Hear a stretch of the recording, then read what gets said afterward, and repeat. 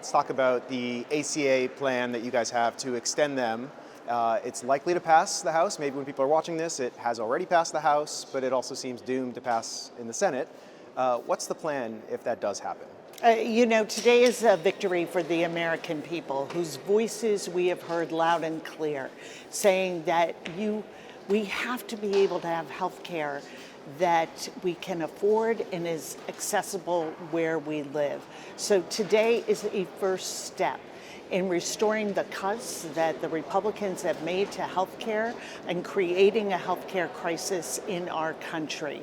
And it is going to be up to the Senate to take this progress, this step, and move forward for the American people. There's some talk that they are coming together, making other proposals. We have always been open to negotiating about this. But this is a day to celebrate the unity of the Democratic caucus that was able to bring the voices of the people and obtain this vote today. You brought up the Senate compromise. I think Senator Moreno said that it was in the red zone.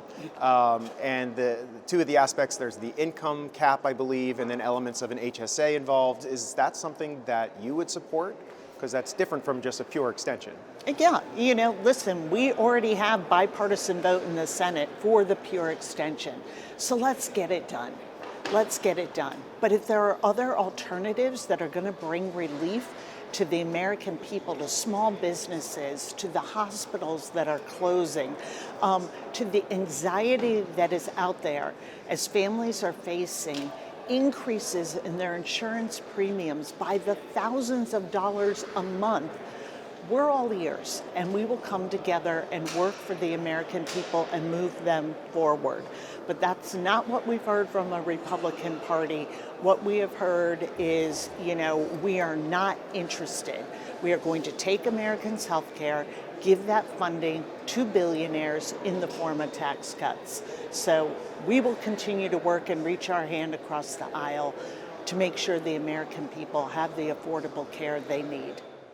It is an election year, and so I'm wondering if this does fail, is this something that you think Democrats can run on? Is this a good issue for Democrats? In sort of raw politics terms, is it almost better if this fails politically for Democrats? It is absolutely not. Our goal is to make progress for the American people, and that is exactly what our commitment is. But I will tell you that this vote today is brought by the power of the people who called their Republican members of Congress, who showed up and testified, who told the stories of what's happening to their kids' health care, to their parents, what peril their small business is in if they can't have this ACA coverage. Those are the American heroes that have brought us to this vote. They are the ones who are showing us in election after election, since the 24 elections, that reducing the cost of living, getting a little breathing room for their family is their highest priority.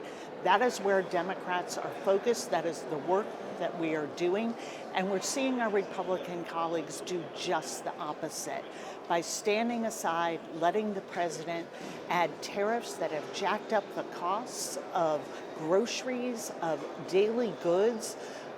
Utility bills are skyrocketing, and they have done nothing to address the high cost of housing. Those are the issues around affordability we're going to remain focused on. Okay, we got, 11 months now to talk about all this. Quick pivot to talk about the Minnesota shooting. The Trump administration has called this domestic terrorism. That's how they've characterized it, and they've defended the officer, blamed the driver. What are your thoughts on this characterization of the shooting coming out of the White House? I cannot describe how disgusted I am by the characterization I am seeing from the Secretary of Homeland Security, whose job it is supposed to be to do exactly what her title says, keep the homeland secure. Instead, she and the president and this administration have injected chaos and terror into the streets. And what we saw yesterday in the video deserves full investigation. But what we heard from the President of the United States and from the Secretary was a rush to judgment, condemning a woman, an American citizen, a mother of three, who was not, by all accounts, any sort of suspect, was doing nothing but moving a car and was shot to death. And the fact that they could not take the time to have an investigation, to say we will fully look into the facts of this before condemning her as a domestic terrorist. I mean, this is such an outrageous situation that we have been experiencing across the country by these mass ICE raids without due process, but this is a next level. And the outrageous behavior by the Secretary and President, we will be demanding accountability for their actions in this. I want to ask just one more question. Congressman Steny Hoyer, retiring, 6 decades, I believe he's been here on the Hill. Thoughts on his career, and then also just what does this say about the future of the Democratic Party? Is this a sign that we have some older members stepping aside for the next generation? Is this something you'd like to see more of? You know, I just want to take a minute to talk about Steny Hoyer. Steny Hoyer has been in public service for 60 years, and he talked so beautifully on the floor today about being inspired by John F. Kennedy to get involved in politics. And he has just been one of those members who has fought for Maryland and for the 5th District there, but has really fought for the country and for working people around this country. And he has been a mentor and a leader for me personally and for so many members of Congress across the aisle. Steny has bipartisanship in his DNA, and he expressed today how deeply troubled he is by the partisan divide we see. So I wish Steny all the best in the next chapter.